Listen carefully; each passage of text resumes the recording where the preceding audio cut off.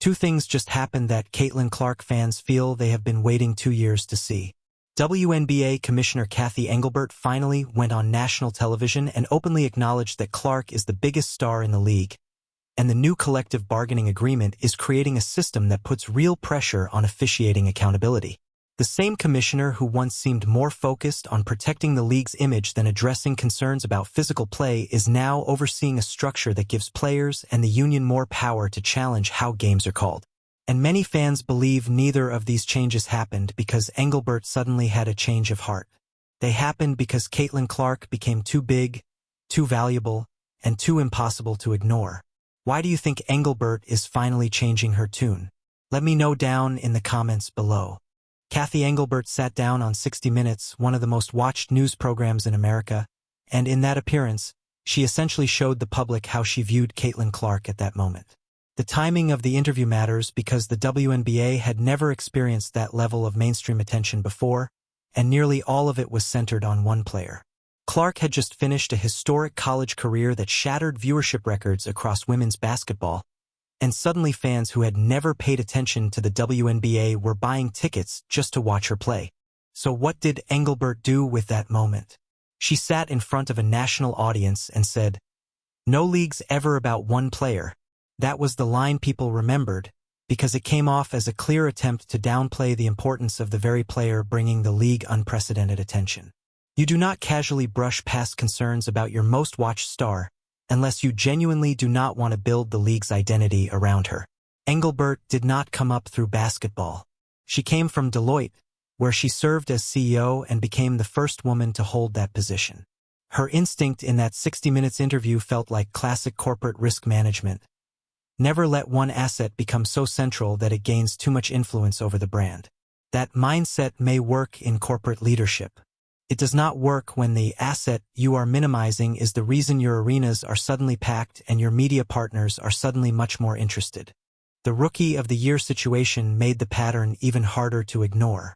When Clark won Rookie of the Year in 2024, Engelbert delivered the news through a speakerphone call while the Fever were in Connecticut. There is actual video of it. No live presentation, no special recognition, no real moment for the player who had just taken the league to an entirely different level of public visibility. Fast forward to 2025, when Paige Bueckers won Rookie of the Year. This time, Engelbert flew in, showed up in person, and turned it into the kind of real event that the award deserves. 2 players. Same award. Completely different treatment from the same commissioner who had spent the previous year insisting the league was not about any one player. That is the same commissioner who was running the league while Clark was driving sellouts all over the country. And while Engelbert appeared to manage Clark like a corporate risk, Clark was building something so massive that approach eventually became impossible to sustain.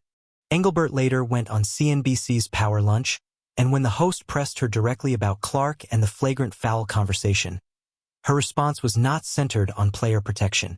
Instead, she talked about the value of heated rivalries, specifically mentioning the Clark-Angel Reese dynamic. She compared it to Bird and Magic, argued that people now care deeply, and framed the tension as good for the sport. The Bird and Magic comparison was a heavy one to use. That rivalry was built on 2 legendary players competing at the highest level for years. It was not about one player taking repeated hard contact while questions swirled around whether officials were doing enough to protect her. It was not about controversial non-calls or the kind of physical treatment that had fans and coaches openly frustrated. Engelbert reached for that comparison because it sounded exciting, and excitement was clearly the narrative she wanted to sell. Accountability was not. Meanwhile, what was actually happening on the floor during Clark's first 2 seasons became harder and harder to dismiss. Hard fouls were not always upgraded. Heavy contact often went uncalled. And Fever head coach Stephanie White started publicly documenting what she believed was a pattern. White referenced a -31 free throw discrepancy in certain matchups. That is not the kind of number people just shrug off as random variance. When a coach starts going to the media with detailed foul differential numbers, that is not a one-night complaint. That is someone building a record. One of the clearest examples came during a 2024 playoff game against the Connecticut Sun when Clark took a shot to the eye from Dejounte Carrington and was visibly shaken. No foul was called. Nothing. The league's biggest draw took a shot to the face in a playoff game, and the officials let play move on. When Engelbert was later pressed about concerns surrounding the officiating, her answer was simple. Referees are human. That was the explanation. Referees are human. You say that when an official misses a close bang-bang play in a tense game. You do not say it when a coach is presenting documented patterns, when fans are seeing repeated examples, and when the league's most watched player is taking visible contact without the whistle many expected. So over those 2 seasons, Engelbert's approach looked pretty clear. The league accepted the sellouts, the rating spikes, the new sponsors, and the broader attention Clark brought in. But whenever the officiating conversation became too specific or too uncomfortable, the messaging shifted toward rivalry, emotion, and the entertainment value of competition. The commercial upside was embraced. The governance questions were brushed aside. That strategy only worked as long as Clark kept showing up, kept producing, and kept filling buildings anyway. But Stephanie White's public comments did not disappear. The free throw gap did not disappear. And the WNBA was watching everything. At some point between that 60 Minutes interview and Engelbert's appearance on the Pat McAfee show, she clearly reassessed the landscape. On McAfee's show, Engelbert called Clark the biggest star in the league. Not one of the biggest. Not one of several key contributors. The biggest. That is a complete shift from the executive who once sat on national television and acted as if the league should not revolve around a single player. The reality is that Clark's talent did not suddenly change. Her market value did not suddenly appear. She had been driving crowds, ratings, and attention the whole time. The only thing that changed was that it became increasingly impossible to publicly minimize her influence without looking disconnected from reality. What changed was the timing around the CBA, the revenue growth, and the business reality now attached to Clark's impact. Once that framework was formalized, Engelbert had far less room to keep publicly downplaying the league's biggest economic engine without consequence. And the Pat McAfee platform matters too. That show reaches a broad sports audience, including people who may not normally follow women's basketball. Engelbert did not go on a niche WNBA show and casually make that comment. She went on a major sports platform and deliberately identified Clark as the biggest star in the league. That was not accidental. It was a calculated repositioning, and the timing right after the larger business conversations around the CBA makes that hard to ignore. Now let's talk about what the new CBA could mean for officiating, because this is where 2 years of frustration finally start turning into something more formal. The agreement creates 3 official meetings per season between the league and the players' union specifically to review flagrant and technical fouls, with a stronger emphasis on transparency. On top of that, the union now gains access to points of emphasis videos, the same teaching materials used to show referees what kinds of physical play should and should not be allowed. That matters more than it might sound. Before this, officiating often felt like a closed system. Referees got direction from the league, but players did not always have the same visibility into that guidance. When a call was missed, there was little public clarity about whether an official simply blew it or whether the line of acceptable physicality had quietly shifted behind the scenes. Now there is more shared visibility, and that alone creates more accountability. The WNBA Players Association brought real officiating concerns into bargaining discussions, and the league agreed to create more structure around them. The -31 free throw discrepancy Stephanie White referenced publicly, the missed calls, and the repeated concerns around how Clark was being defended all helped build a factual foundation that made officiating reform harder to dismiss. When issues are supported with numbers, examples, and repeated public concern, they become harder for the league to wave away with generic talking points. Those 3 formal review sessions per season create something that previously did not exist in the same way: a documented trail. When certain officiating decisions keep becoming an issue, and when those issues are formally reviewed multiple times each season, performance becomes much harder to hide behind general excuses. Officials who repeatedly fall short under a more visible process may face much greater scrutiny than before. That is what accountability looks like when it is built into a negotiated agreement rather than left to discretion. WNBA Executive Director Terry Jackson made it clear after Engelbert's CNBC comments that the union was not going to let rivalry language replace legitimate player protection concerns. That message mattered. It signaled that the union was drawing a line, and that line later showed up in the framework of the agreement. So Engelbert calling Clark the biggest star in the league on Pat McAfee and the new CBA's officiating reforms are not really separate developments. They are connected parts of the same larger story.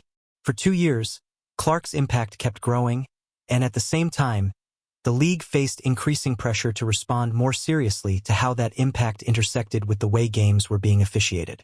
While Engelbert spent time telling audiences that no league is about one player, Clark kept proving just how central she was in real time. It was not just Gainbridge Fieldhouse selling out. Road arenas saw major spikes too when Indiana came to town. Teams that had struggled to fill seats suddenly had major attendance nights the moment Clark appeared on the schedule. That changes the math for the entire league, not just for the Fever. The viewership shift was just as obvious. Ratings records that had stood for years started falling almost immediately after Clark entered the league. Games that once might have drawn a few 100,000 viewers suddenly pushed past 1 million, and those spikes tracked directly with her appearances. Broadcast partners noticed because when one player can reliably move numbers like that, you are no longer talking about hype. You are talking about measurable business value. Sponsors noticed too. Major brands from outside the sport saw opportunity in the audience Clark was attracting. That matters because when new money flows in from broader commercial categories, it changes the leverage players have in labor negotiations. The previous structure was not built for a league operating at that kind of commercial scale.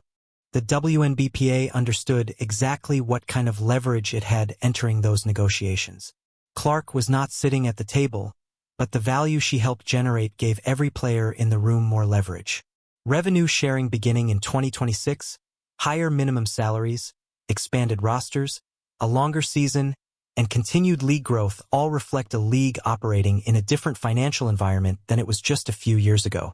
For Indiana specifically, that means Clark, Aaliyah Boston, Kelsey Mitchell, Lexi Hull, and Sophie Cunningham are now competing in a league with stronger financial infrastructure, greater scrutiny, and more formal mechanisms for dealing with key issues.